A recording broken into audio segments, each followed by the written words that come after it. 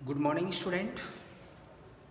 आज chapter number 7 का 4th video है जिसमें हम तीसरे ऊतक की बात करेंगे। पेशी ऊतक। पेशी ऊतक क्या होते हैं? एक्चुअल में शरीर का ऐसे ऊतक जिनमें संकुचन और शिथिलन की क्षमता पाई जाती हो। संकुचन और शिथिलन की जिनमें क्षमताएं पाई जाती हैं उनको हम कहते हैं पेशी ऊतक कहते हैं। अब ये पेशी ऊतक शरीर में ऐसे स्थानों पर पाए जाते हैं जो स्वतः कार्य करते हों, जैसे आहार नाल, या जो हमारी इच्छा से चलते हों, जैसे हाथ पैरों की मांसपेशियाँ। तो इसी आधार पे हम बात करेंगे कि शरीर में कितने प्रकार के पेशी ऊतक होते हैं, कहाँ कहाँ पाए जाते हैं, क्या कार्य करते हैं, इनके बारे में हम अध्ययन करते हैं। ओके, तो देखिए पेशी ऊतक का मतलब होता है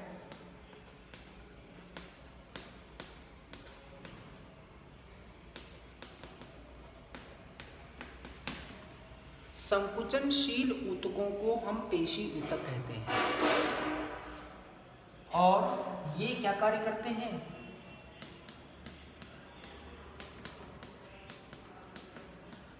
गति करने में सहायता करते हैं। ये 3 प्रकार के होते हैं। 3 प्रकार के होते हैं। कौन कौन से? नंबर 1 पे है कंकाल या ऐच्छिक पेशी। कंकाल क्यों कहते हैं? क्योंकि कंकाल के लिए हम कह सकते हैं कि इस प्रकार के जो पेशी होते हैं वो हमारे अस्थियों के ऊपर पाए जाते हैं जो गति में सहायता करते हैं। ठीक है। प्लस ऐच्छिक क्यों कहते हैं? क्योंकि इनमें हमारी इच्छा अनुसार गति होती है, इसलिए इसको हम क्या कहते हैं? ऐच्छिक पेशी ऊतक कहते हैं। ये जो पेशी ऊतक होते हैं ये होते हैं इस तरह के।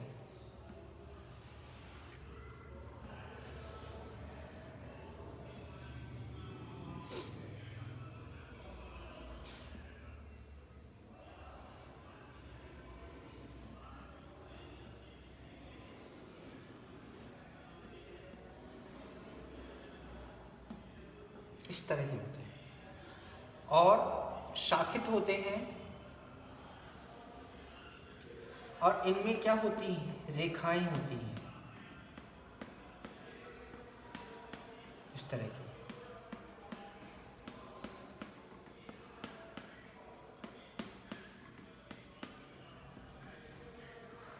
इसलिए इसको हम रेखित पेशी भी कहते हैं।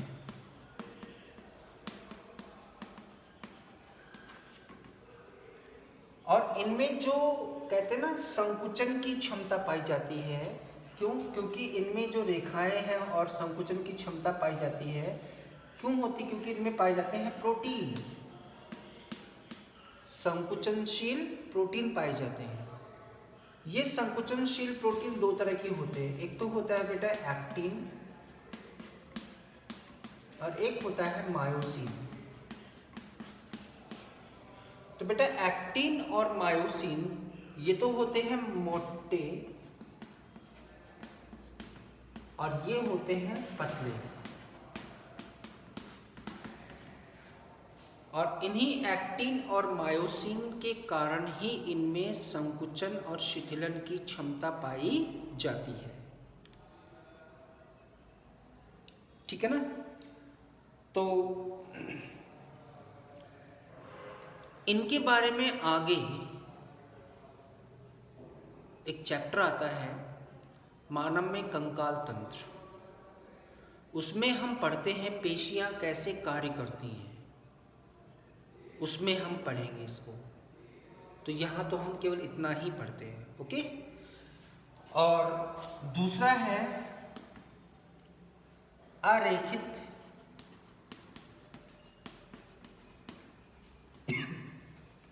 और चलिए दूसरा लिख देता हूं मैं यहाँ पे।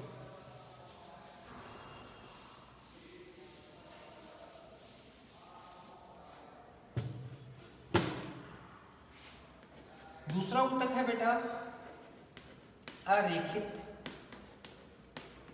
या अनैच्छिक।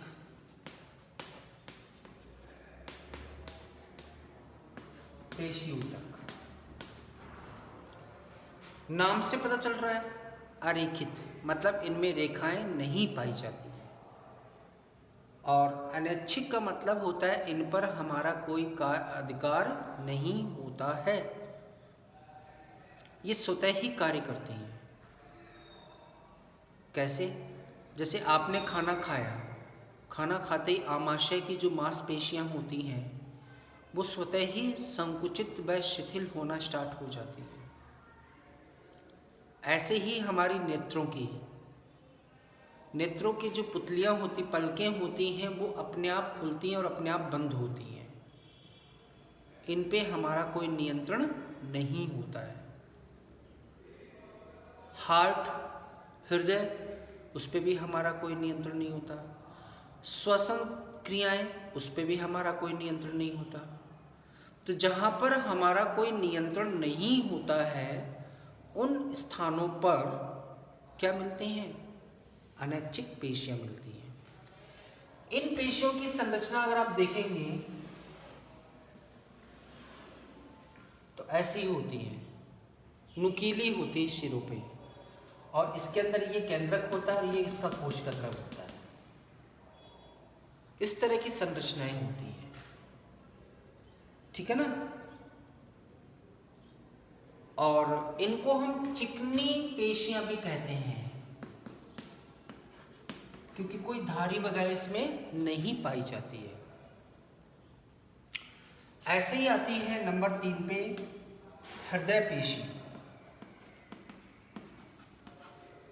तो हृदय पेशी जो होती है ना, वो दोनों का मिक्सर होता है। किसका? ऐच्छिक का और अनैच्छिक का। वैसे इसमें हम देखें तो अनैच्छिक की संख्या ज़्यादा होती है बजाय ऐच्छिक की। और आप जानते हैं कि हृदय एक ऐसा शरीर का अंग है जो जन्म से लेकर मृत्यु तक लगातार कार्य करता है बिना रुके, और इस पे हमारा कोई नियंत्रण भी नहीं होता है। अब यहाँ पे बात आती है कि ये लगातार बिना रुके कार्य करती हैं, और ध्यान रखना इसमें अधिकांशतः तो अनैच्छिक होती हैं और कुछ मात्रा में कैसी होती हैं? ऐच्छिक होती हैं। तो दोनों का मिश्रण होता है। तो इस तरह से आपने देखा कि पेशी ऊतक हमारे समाप्त हो चुके हैं इसके। अब हम बात करते हैं इसकी चौथे ऊतक है, वो है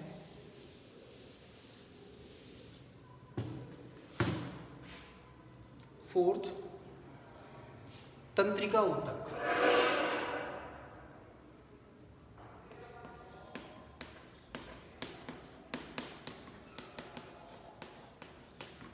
तो तंत्रिका ऊतक जो होता है ना, वो तंत्रिका कोशिका से बना होता है, जिसको हम बोलते हैं क्या? न्यूरॉन। और न्यूरॉन के मुख्य रूप से कार्य होते हैं कि वातावरण से उद्दीपनों को ग्रहण करना, जिससे कि शरीर वातावरण के अनुसार कार्य कर सके। तो यहाँ पर हम जो अध्ययन करेंगे वो करेंगे न्यूरॉन की संरचना का।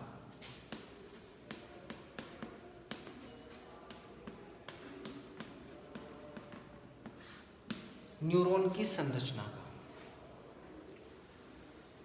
तो बेटा एक न्यूरॉन की संरचना इस प्रकार की होती है।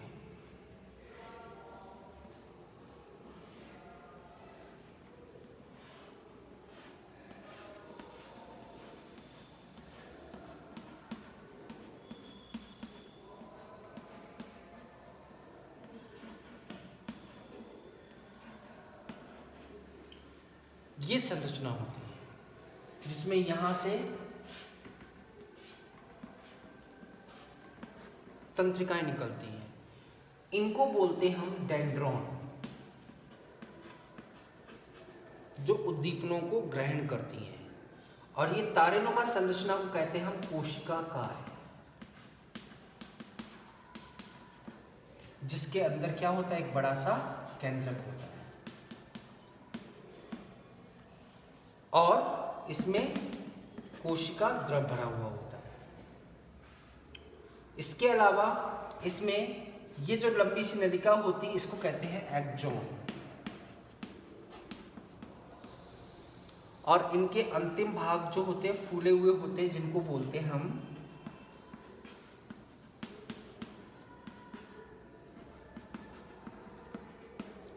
Synaptic button. इस एक्सॉन के ऊपर की तरफ यहां पर एक कवर होता है, आवरण होता है, और ये आवरण बना हुआ होता है माइलिन का।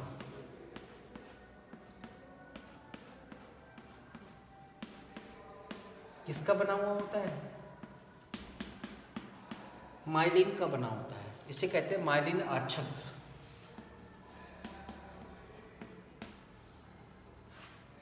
ठीक है, और इनके बीच में गैप भी होता है। इस गैप को बोलते हैं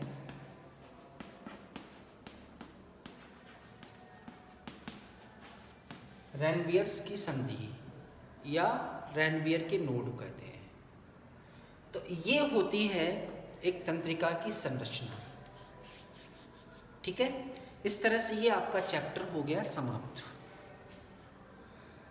और इसके जो 3 पार्ट और दे रखे थे इसमें, कौन कौन से? कॉकरोच, केचुआ और मेंढक, इनको सिलेबस से हटा दिया गया है, तो इनके बारे में अब हम अध्ययन नहीं करेंगे। अब इसके बाद में हम 8वां हमने आपको चैप्टर पढ़ा चुके थे कोशिका वाला, अब सीधे चलेंगे हम कौन से? 9th चैप्टर पे। ओके।